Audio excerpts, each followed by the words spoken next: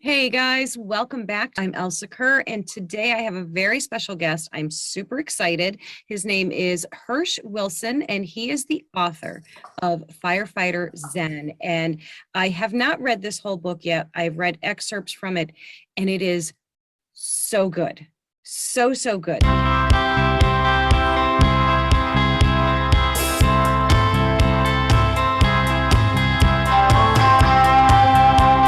So, Hersch, thank you so much for coming on the show. I appreciate it. Thank you for having me. Absolutely. So I'd love to go kind of a little bit backwards before we go into the book right away. I love hearing backstories. I need to know, when did you know that you were going to be, or you wanted to be, a firefighter?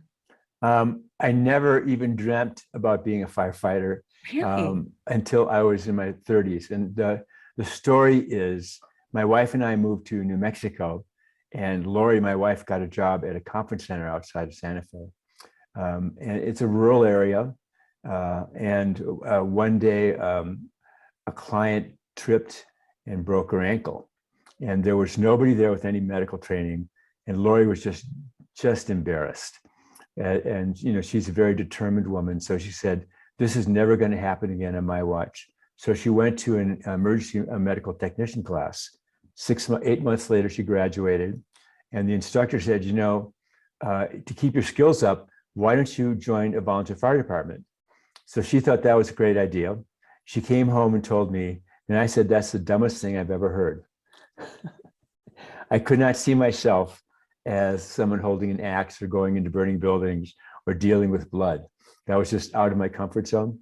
But she dragged me to the meeting, and it was just being with a great group of people, and they sucked me in. So that was when I was, I think, 33. Oh, And that's wow. when I decided, yeah, this is something I need to do. This is something that really will change my life, which it did. So that's That's kind of our amazing. backstory. Yeah. So it's my Yeah. wife's fault. Yeah, it's your wife's fault. I love Right. it. And that really does speak to the whole thing. When we talk about first responders, one thing that, we always say is I'm a, first responder family. And the thing we always say in here is that it's more than a job. It's more Right. than, it's a calling. And Mm-hmm. that's so true in this sense. And I find it so fascinating and really, really cool that your wife got the calling first and she dragged you along, almost Right. kicking and Right. screaming, right? Kicking and screaming. Yeah. Yeah. Yeah. Um, were there moments early on where, because obviously you're answering calls, you're dealing with life and death situations and Mm-hmm. really, scary stuff and graphic things as well. Was there a point that you were like, no, I don't think I want this, or you were all Oh in? yeah. Day one, I thought I don't want this. Sure. Our first meeting that I went to was a medical meeting, and I sat there at the table, and they were passing around a picture of a crash they'd had the day before, and it was, I mean, it's kind of brutal, and it was of a fatality. And I got this. They gave me the picture, and I almost passed out. And I said, no, this is not for me. And Lori turned to me and said, maybe you can just run the engines. So, I think part of it is when you step into that world, you realize that you're going to be dealing with life and death situations. You're going to be dealing with people in extremis, and that takes some time to get used to. And I think that the compelling thing is that you're helping people and you're there in their moments of crisis. So I think following that vocational need to help people and to be there when they need it, it really kind of eventually overcomes that fear of all the guckiness. Mhm. Sure. Yeah, that's definitely sounds like, from what I've read and seen of you, that looks like exactly what your calling really was with this, is to help Mm-hmm, people in their time of need. mm-hmm. Firefighter Zen, such a great title, by the way, of course. Thank you. Was that always like the Buddhist philosophies and principles? Was that always a part of your life, or did you No, discover that later? I discovered that later, and I Okay. think I've been asked this question before. And what conclusion I came to is being a firefighter or a first responder um, it's a different path to the same conclusions that Buddhism takes you. You know, that there's suffering in life, and that the most important things we can do is to be kind and to help people. And that's how we kind of fulfill our mission in life, is by being kind and being helpful. And I So think you right. learn that as a firefighter or a first responder. It's interesting, people always tell us that they think that the people we serve remember us because of our red trucks or police cars, right, and the sirens and all that kind of stuff. But in fact, where most people tell us what they remember is our kindness, is how little things get done by firefighters and first responders and police that are never talked about in the public, but we're always doing, shoveling a driveway, making sure somebody's got food, all that kind of stuff that firefighters and cops do that no one ever talks about. That's so true. You're so right. And, it happens thousands of times a day across the Exactly. country, all across the world. Exactly. And you don't hear about it. And it No. is, and God, you're so right. And, just by the simple presence, just their presence in your time of need, I think is so impactful and so powerful. And what a gift that is to be able to do that, and a responsibility, really. Yes, absolutely. Yeah.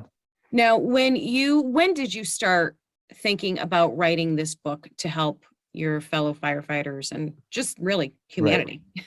Right. Well, I'd always been a writer. Okay. And so, and as me, like within the first year, I said, these are amazing stories. Who knew what was going on in kind of first responder world? So the book was always in the back of my mind, but I didn't start seriously writing it until like 2016, when Lori said again, that you ought to write a book about being first responder. So it took me about 4 years of kind of collecting stories and talking to people, and then kind of sitting down and writing it, which is kind of typical. Can you share, I don't want you to give away the book, of course, but Oh, sure. can you share one of your favorite or most memorable stories that had a huge impact on you?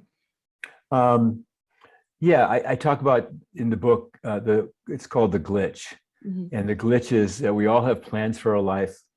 We all, can say, I'm going to, go to high school, I'm going to go to college, I'm going to get married, I'm going to have a great job, I'm going to do all these things.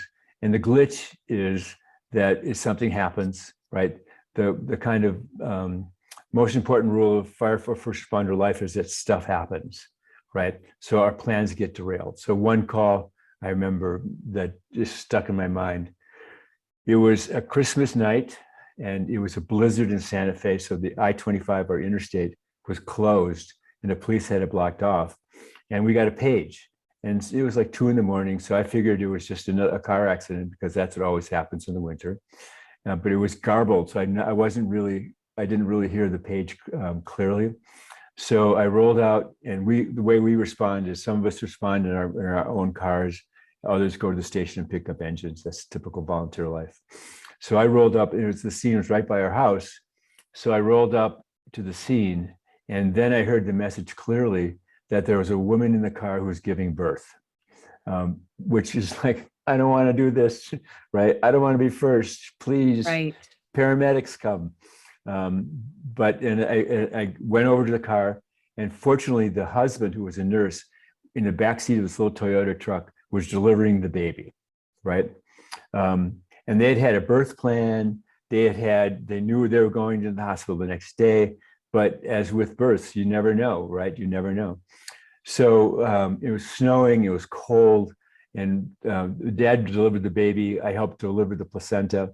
We wrapped the baby up. Right then, our medic unit showed up. We took the baby into the med unit where it's warm and drove him off to the hospital. But it was just a great example of plans don't work out, and that every once in a while there's a glitch. And I think part of living, not necessarily maturely, is it's like being able to adjust to situations, being able to be flexible, to be nimble, because life is always going to throw stuff at you. So that was just one of many, many examples of that kind of call. But anytime you deliver a baby, a friend of mine who's a paramedic said, delivering one baby, healthy baby, takes away 100 of bad calls, right? It's just a miracle of birth. just does so much for us in terms of balancing out the scales. Absolutely. And you're so right. For every horrible thing that you see and have to deal with in the line of your job, um, those moments, I love that that was a moment that stood out for you, because that speaks so much to your character, really, that, you actually take the time to seek the joy in the world. And I think in such a career and such a path, as firefighting and being a police officer, and all of our first responders, it is so easy to get immersed and drown in the Absolutely. ugliness of it. Right. And to offer something like this to show a different path and a different way, I think is so profound, and so useful. I think from almost a philosophical point of view, you're exactly right. I think I think seeing a lot of tragedy and understanding deeply what life is about, that life is hard. What we're going through right now, and have gone through the last 3 years. We call it permanent whitewater, right? It is difficult, it is hard. And first responders, I think, we always talk about how first responders have to have a tough skin. And I think that's true. But on the other hand, I think being in this work kind of peels back the layers, and you get to see what life truly is. And then you have to make a choice. Yes. You have to make a choice. I can get subsumed into the tragedy and kind of be a nihilist about it, or I can say, my God, life is short. But I have kids that I love, I have family that I love, I have friends that I love. I'm only here for a short period of time. What am I going to do with that? And one choice is to be joyful, to help others, and in helping others and being kind, you kind of find that joy. But that's a choice we all can make in our lives.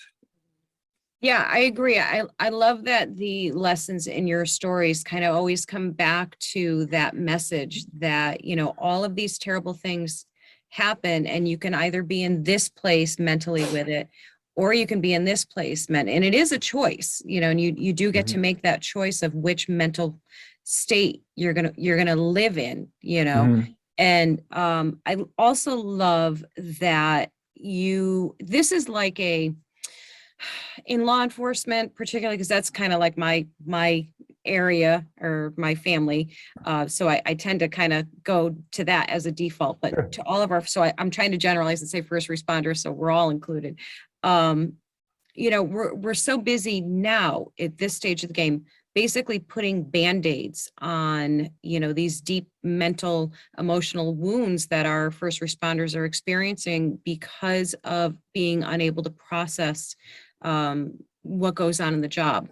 Sure. And, and of course the stigma, the mental health stigma and the struggle, that you're supposed to always have this strong exterior and, never let them see you, all of that stuff. And what I love so much about your stories and the messages in there is it's actually like, it's a preventative almost, like I feel like it's a book that should go to all cadets, to Right. start off. Me too. Right? Yay, Yeah. good idea. Yes, absolutely. Can we, Yeah. anybody watching the show, whatever connections you have, Yeah. could you please get this book out to cadets and everyone in that field, going into that field, because I think it mentally prepares you. So I think that's brilliant. And the stories are so well told, by the way. Thank you. You're Thank you. such a great storyteller. Do you have other books out? I've got a couple of books out, mostly in business.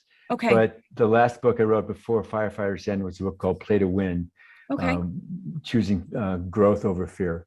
And Nice. that was mostly a kind of a personal development book. Awesome. Do you ever think you'll venture into fiction writing, or is it not your? I wrote a novel, and I self-published a novel called Test of Faith, which was a wonderful experience. I loved it a lot. My mom liked the book. That's all that matters. That's all that matters. Mom likes the book. She's my toughest critic. But I know I have a novel in mind, and I'm writing a book on dogs right now.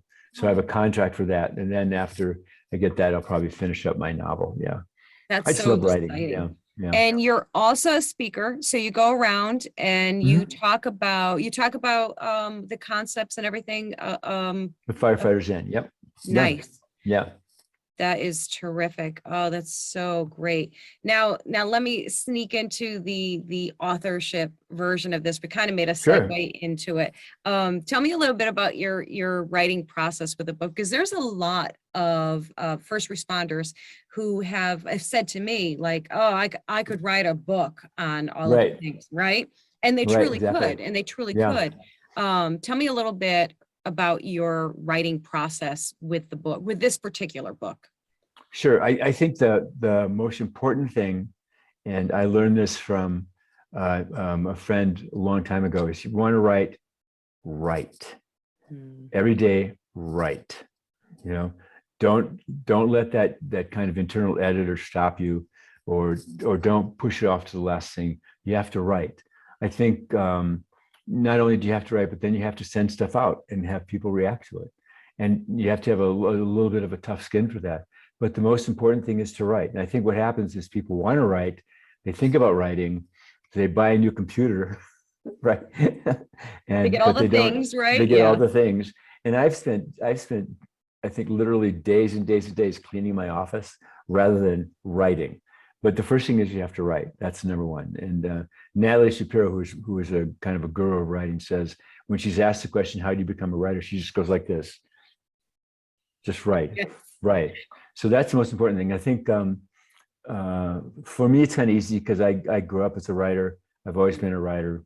Um, and so it's natural, and I enjoy the process. I think that's part two, is you have to enjoy the process, because you never know if you can get published. You can't worry about people liking the book or liking what you're writing. You have to enjoy the process of writing.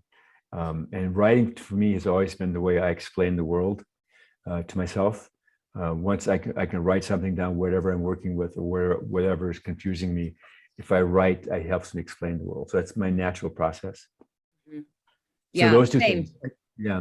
I think a lot of people, they talk about two things. They talk about what time of the day do you write, right? And Mhm. lots of people are dedicated to getting up early in the morning and writing. And I did that for one book I wrote when I didn't have kids.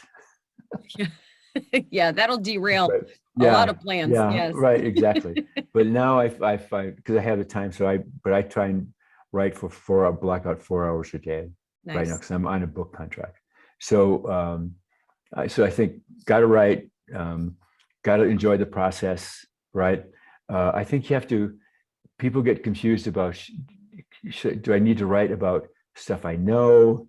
How can I do that if I'm trying to write a novel, right? So I think it's two different answers. It's start with writing stuff you know, right? And find your voice, find your voice, find your voice, find your voice. And then use your imagination, and you can push those things to write novels. Absolutely. I agree with you on all points. I think the one thing that holds everybody back, of course, from everything and anything is such a general statement, but in this case specifically, it's fear. It's fear of being judged, fear of not being Yeah. good enough, fear, all Yeah. of those things. And I always tell aspiring writers, pretty much the same advice. Just sit down and write. Don't worry about if it's good. Don't worry about any of the things. Just purge, just get the words out. And even if you never do anything with it, even if you never share it, it's such a catharsis, I think, for, Yes. and Yeah. so I think for people, and especially in first responder world, I think that it is the default to hold things in, and not speak about the things Right. that are bad or upsetting or scary. And oh boy, just to be able to sit down and write it, I wish that could be a course or a part of their training too, that you must sit, every day Yeah. and purge all of these things. Right. But I think go back to your idea of fear, because I think that's really, really important. I mean, um, the best writers, so for example, they all are terrified, right, at some level about being rejected. I mean, it's like being an actor, right? Yes. I was in theater for a long time, and I think um, you just have to get used to being rejected. You just have to get used to that. And there was this guy in Canada who it was this great story. He was dumped by his girlfriend, and he was so devastated. But his response to that was say, I'm going to go out and get rejected every day. I'm just going to go out and find things that where I get rejected every day. So I'm going to build that muscle. So I get used, so he applied for jobs, got rejected, submitted articles, got rejected, asked people out, got rejected. I mean, just did this for like 6 months of constantly being rejected.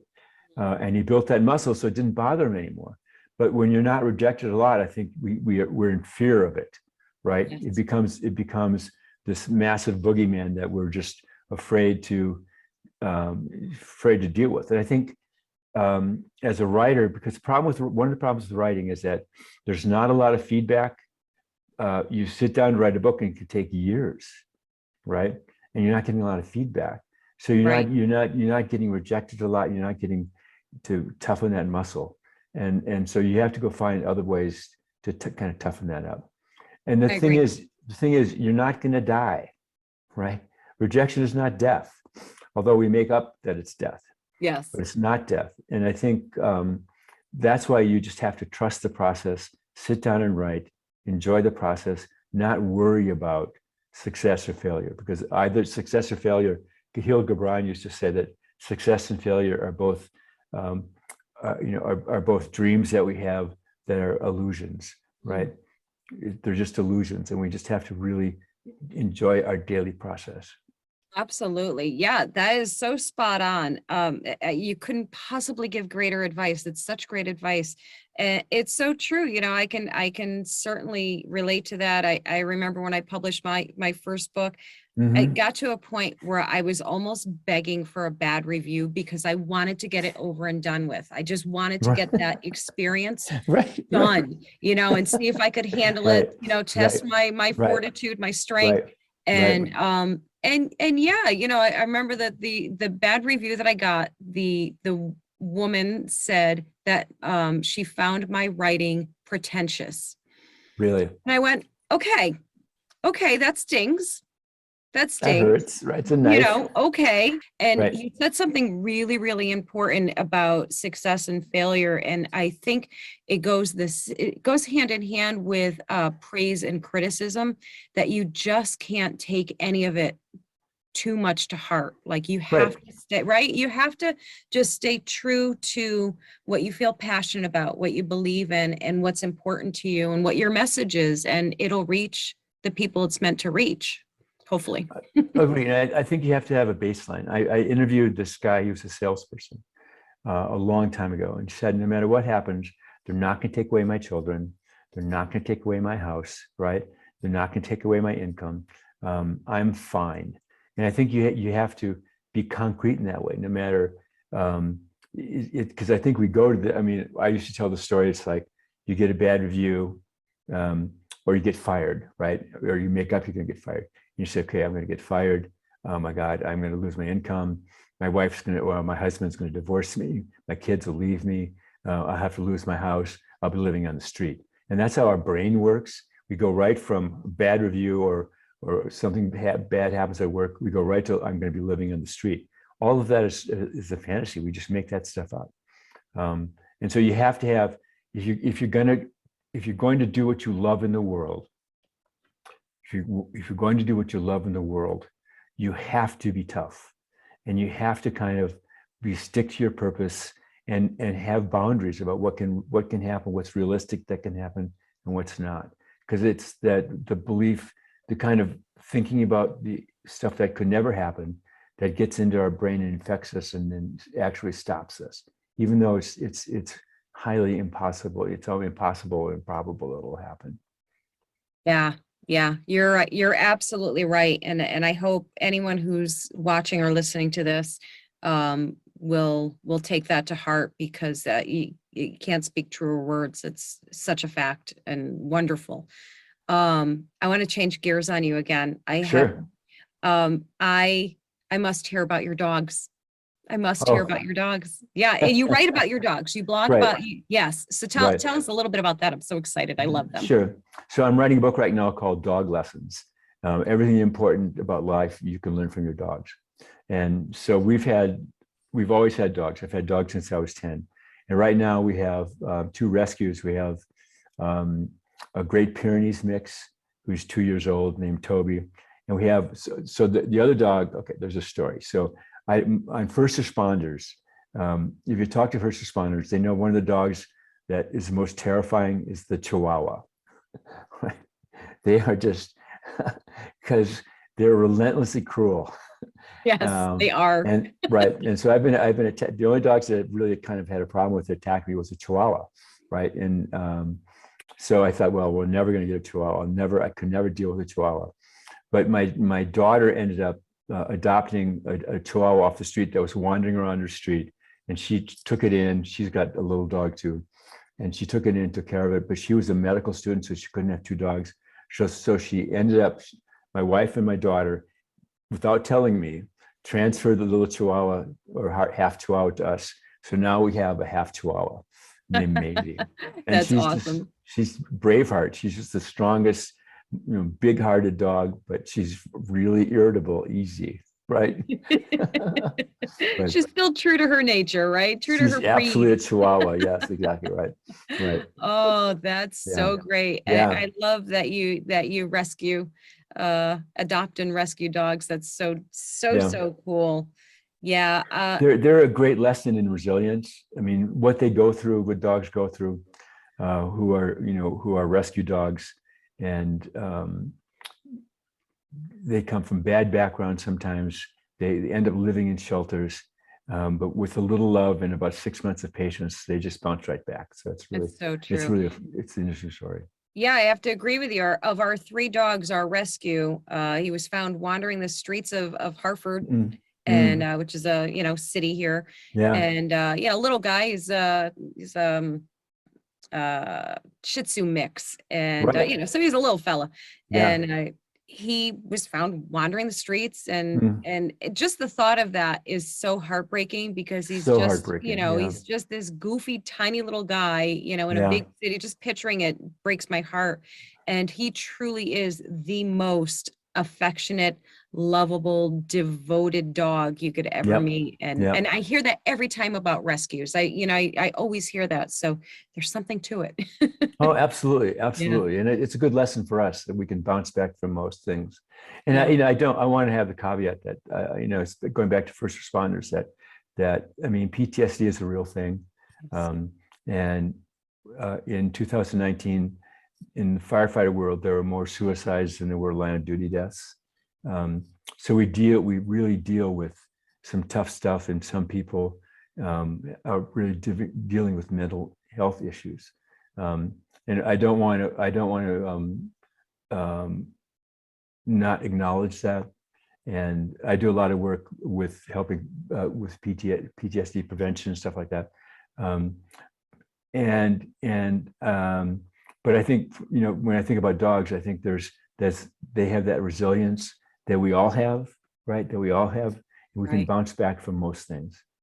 Absolutely. Yeah. And you're right. I think when someone is in the depths of their despair, they can't see that. They can't see outside of that. And what a valuable lesson that is, that we can take from animals, from dogs specifically, that, like you said, they can have the worst things happen to them, and they will still come to you with love and affection and trust, and with a little bit of work, it can change. All of that can change. And yes, and to keep with the PTSD and all of the stresses that they face on the job, often in silence.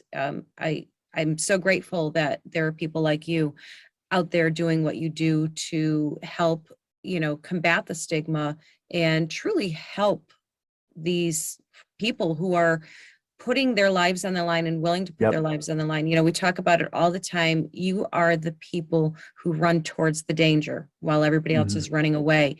And I think society does us all a disservice when we ignore that and ignore them. Absolutely. And I a shout out to the police. I know it's controversial, it's political, yada, yada, yada. but no one understands how incredibly difficult that job is. Right. It is just, and it's not the big call. I mean, we did a survey of, and this is on the fire side, but out of a review of 7 million calls, 7 million EMS calls, 2% of them were actually emergencies. But the rest of them, and every police officer will know this, it's dealing with the mentally ill, it's dealing with substance abuse and domestic abuse and traffic stops, right? And that's, we call that the grind. And it is, and you can't really, I always believe, don't criticize somebody until you've stood in their shoes for a while, right? Right. And I think that's one of the things that we lack in our society, is that kind of empathy for that job, right? For that job. Yeah, And absolutely. we And shouldn't be I would going after say, them. yeah, absolutely. I would say for any of our first responders, and I include dispatchers in that, because I think Absolutely. they don't get enough credit and acknowledgement for the traumas that they could be experiencing Mhm. from the calls that they're taking and things that they're dealing with. So I include them in the first responder title. Yeah.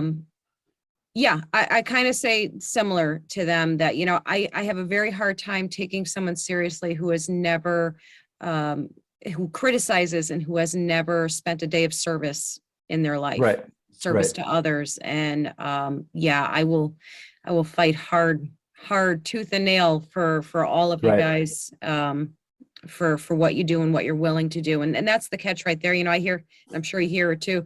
Oh, you guys are, firefighters. Oh, you guys get to sleep for, blah, blah, blah. And cops, oh, you're Right. eating donuts in your cruiser Right. and, Right. all Right. those things. And, Right. it's not necessarily always what you're doing. It's what you're willing to do for complete Yeah, strangers. that's a really And, good point. Yeah. Yeah. Yeah. so yeah, from the bottom of my heart, I thank you. I thank all our firefighters for what they do. And I totally thank your wife for pulling you into that. Right. Yeah, she's great. She's She great. sounds She's, great. You yeah. sound like a Yeah. really great couple. Right. She's a very determined woman. I like her. I like her. I may have to beg her for an interview Oh, she too. loved that. Yeah. You too? Sure. Yeah. Oh, that would be Yeah. Yeah. so cool. Yeah. Hersch, tell me where everyone can find you. Where can we find your books, and where can we actually find you if you're doing any speaking engagements? I'd love to send people over to find you. Sure. So the easiest way right now, I mean, your bookstores can order the book, order Firefighter Zen, but it's available on Amazon.com, of course. I have a website, herschwilson.com, and that's the easiest place to find both all of my written material, the videos I produce, and my speaking schedule. Of course, speaking schedules kind of went out the window with COVID, but hopefully we'll build those back. Awesome. Yeah, we're slowly starting to round the corner of doing those events. I miss them like heck. I miss them a lot. I miss the actual connection with people. So yeah, absolutely. Fingers crossed. Yeah. Definitely. Exactly right. Exactly right. Hersch, I can't thank you enough for giving me some of your time and sharing Thank all you of so your much. wonderful stories. Thank you very much. Thank you. Thank you And so best much for of luck. having me. Absolutely.